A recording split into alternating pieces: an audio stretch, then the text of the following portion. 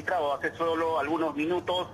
cerca al aeródromo de Nazca María Reich. Es que una avioneta que retornaba de sobrevolar las líneas de Nazca e intentaba aterrizar en este aeródromo, ha perdido el control y ha caído aparatosamente a unos kilómetros cercanos a este aeródromo, y lamentablemente, según información de la propia Policía Nacional que ya ha acercado el lugar, serían 6 las personas fallecidas, 5 pasajeros que iban a bordo de esta avioneta más el piloto.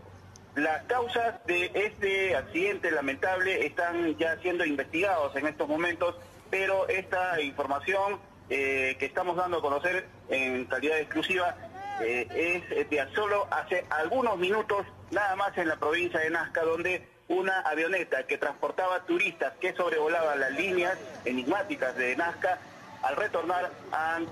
se han precipitado al suelo y lamentablemente 6 personas han perdido la vida. Es la información inicial que está dando la Policía Nacional del Perú, que, como repetimos, ya ha acercado el lugar y está tratando de sofocar además con ayuda de los bomberos el fuego que ha ocasionado el impacto de esta avioneta contra el pavimento. Es la primera información